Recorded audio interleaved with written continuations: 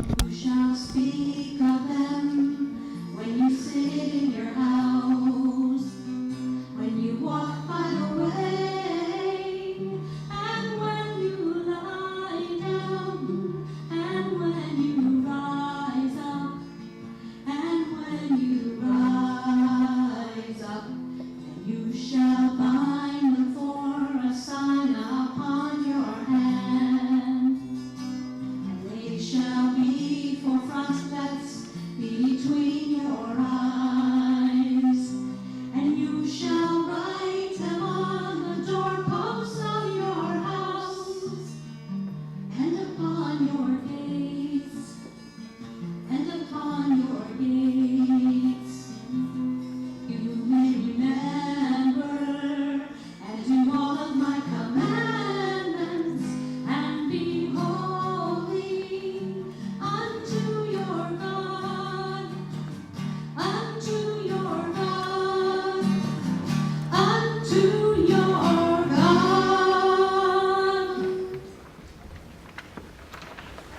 And now I'd like to invite up Leah's Aunt Michelle Koss to read the story on page 2 in the handout.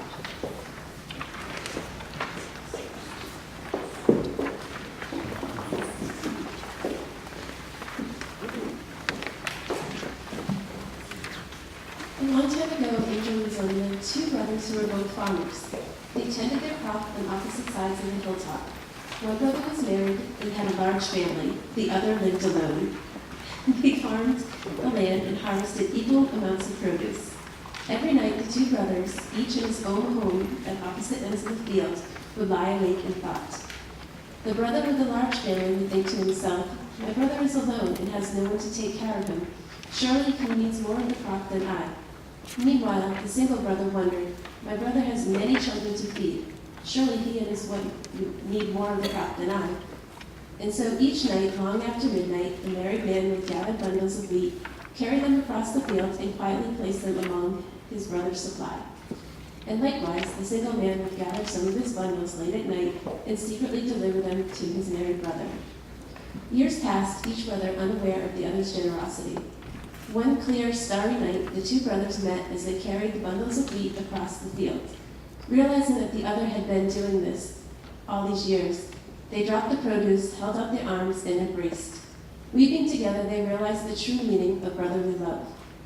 The hill on which the field sat was Mount Moriah, the spot where the two brothers wept as it was to become the holy temple built by King Solomon. For only such a place of extraordinary giving could serve as the bedrock for the holiest site of the Jewish people.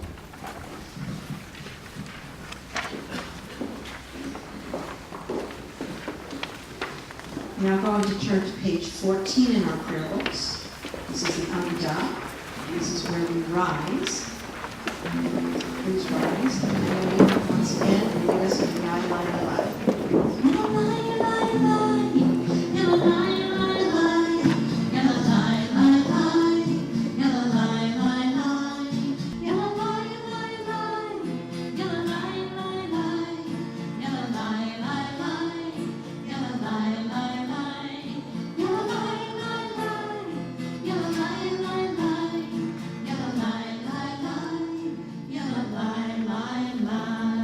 Pray together in the middle of page 14.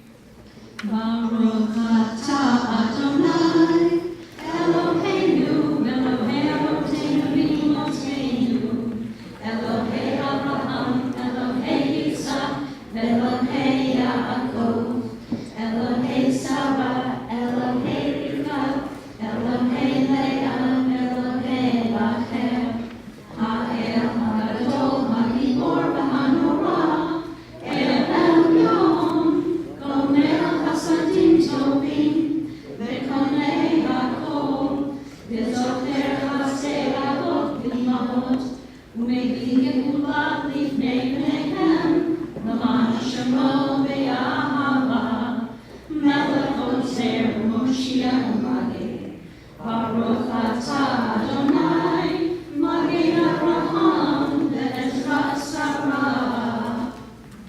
We remain standing as we continue with the Gibberot on the top of page 15. Atah Gibor Le'olam Adonai.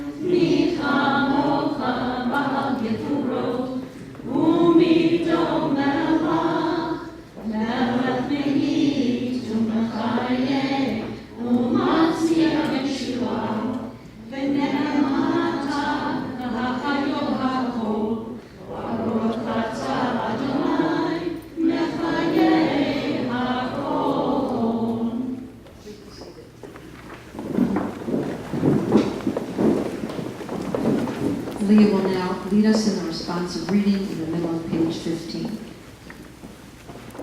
Your might, O God, is everlasting. You are the source of light and blessing. You are the support of the fallen. You are the author of freedom. You are our hope in death as in life. Your might, O God, is everlasting.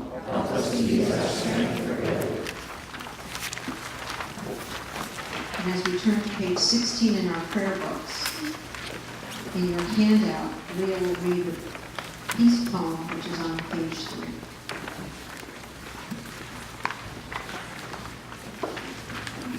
What shall I ask you for, God?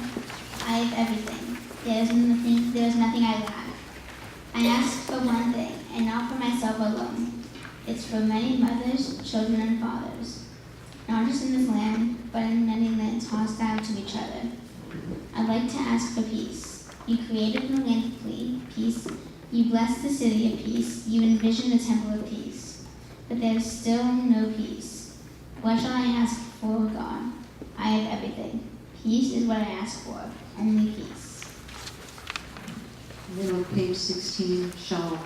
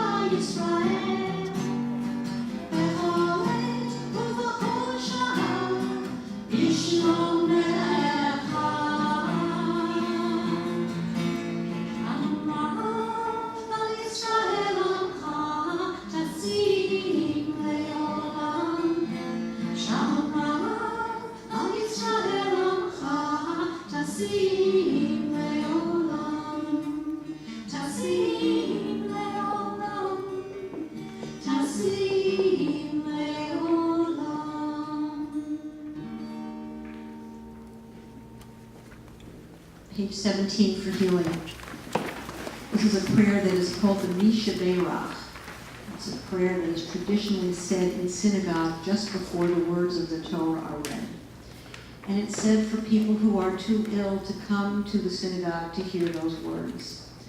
But it's been taken into our liturgy, and especially in Reform liturgy, as a prayer that we say at every service. And it's a prayer that we say for people whom we know who are ill. And they might be suffering from a physical illness. They might be suffering from a mental illness. And what we pray for them is something called a refuah shlema. Refuah in Hebrew means healing, and shlema in Hebrew means complete. Shlema has the same root as the word shalom. Shalom, we know, means peace. So what we pray for, we know that some people are not going to recover from their illness, but what we pray for is that they find peace within themselves. And the rabbis do say that if 60 people say a Mishaberach for you, it takes away 1/60th of your illness. So do the math and have a lot of friends. And think of anyone that you know right now who might need a refuah shlema, and keep that name or those names in your hearts as we sing the Mishaberach.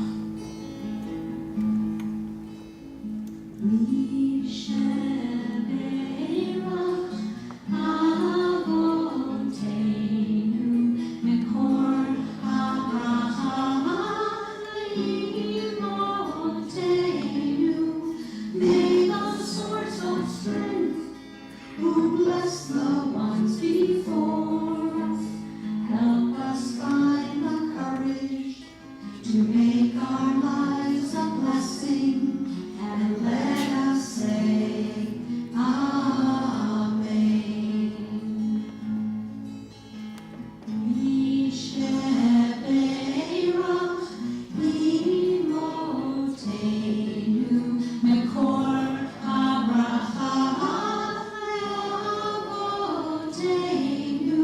Bless those in need of healing with refuah shlema, the renewal of body, the renewal of spirit, and let us say Amen.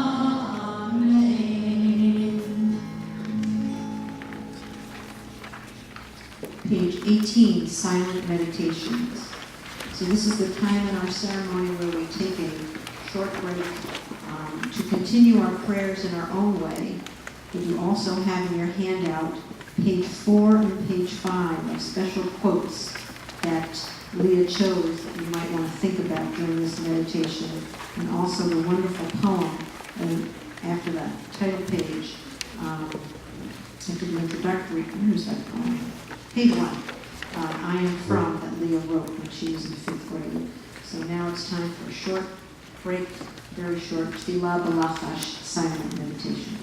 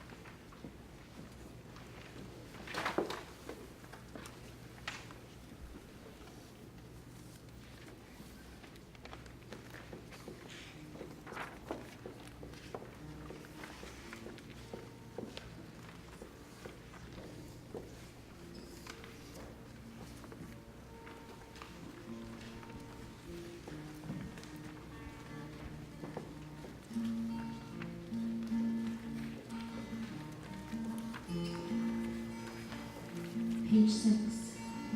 Beautiful prayer. Song Kilo. With hope for peace. Oyevo shalom aleinu. Oyevo shalom aleinu. Oyevo shalom aleinu.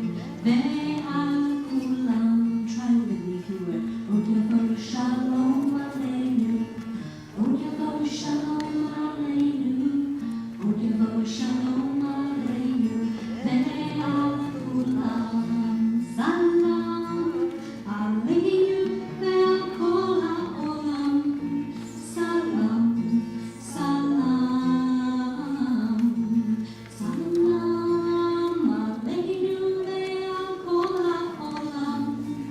Salam, salam. Still peace will come upon us. Still peace will come upon us. Still peace will come upon us. Everyone try with me. Still peace will come upon us.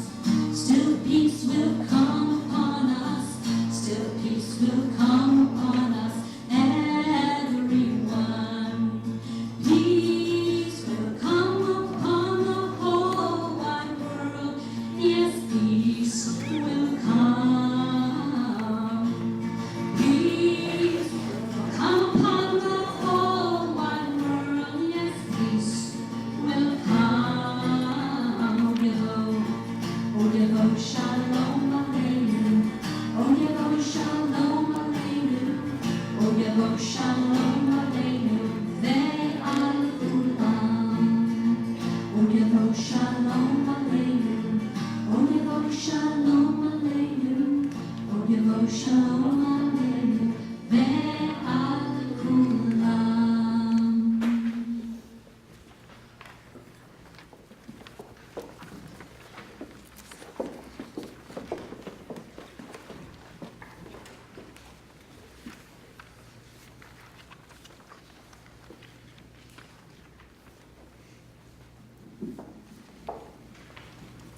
So now this is the moment that we've all been waiting for. This is the Torah service. The Torah is read 3 times a week. It's read Mondays and Thursdays, which were the traditional market days. And then it's read again on Shabbat, both in the morning and in the afternoon. It's read on an annual cycle. It takes 1 year to read the Torah. And what's the name of the holiday where we finish reading the Torah and then roll it back to the very beginning? It's got the word Torah in it. Who knows what that word is called?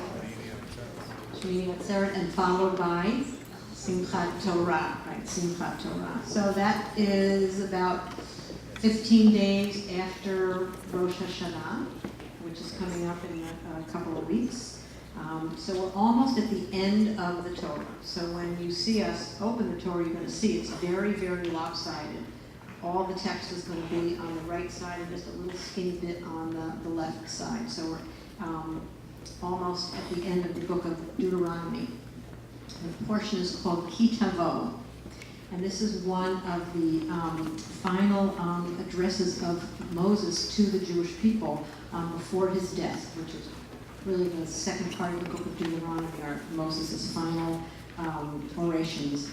So in this Ki Tavo, Moses delivers a series of social, legal, ethical, and ritual prescriptions that make up many of the 613 commandments that we talked about. So there's a lot of do's and don'ts in this portion. He doesn't say to the Jewish people, oh, just go into the land of Israel and be good. He knows that that's not enough. So there's very, very specific laws that we still follow today. And some of the things that we follow today that we don't know why we do certain things, we can really date them back to this portion of the Torah.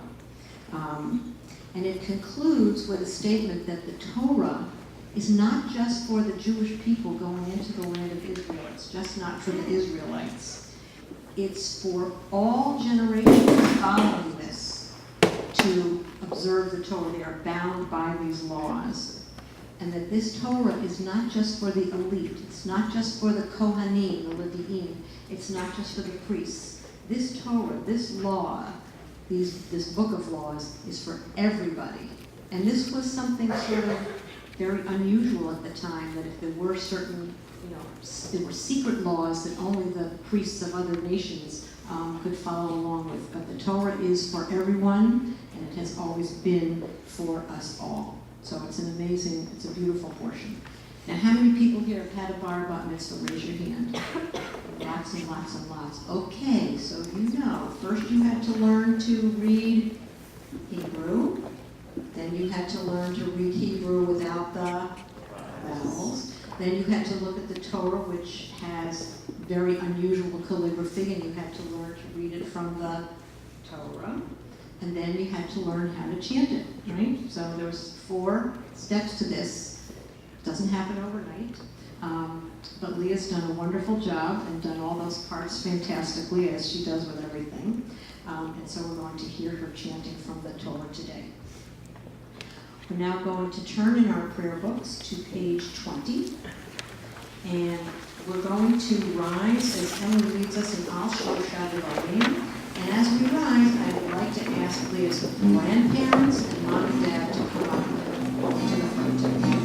Shloshah Devarim, Shloshah Devarim, Al Shloshah Devarim, Ha'olam, Ha'olam Omei. Al Shloshah Devarim, Shloshah Devarim, Al Shloshah Devarim, Ha'olam, Ha'olam Omei. Al HaTorah, Ve'al HaAvodah, Ve'al Gemilut HaSadim. Al HaTorah, Ve'al HaAvodah, Ve'al Gemilut HaSadim. Now we're going to pass the Torah from generation to generation. The Lador. Dor means generation. So from one generation to the next, we'll begin with grandparents and then we'll wind up in Leah's arms.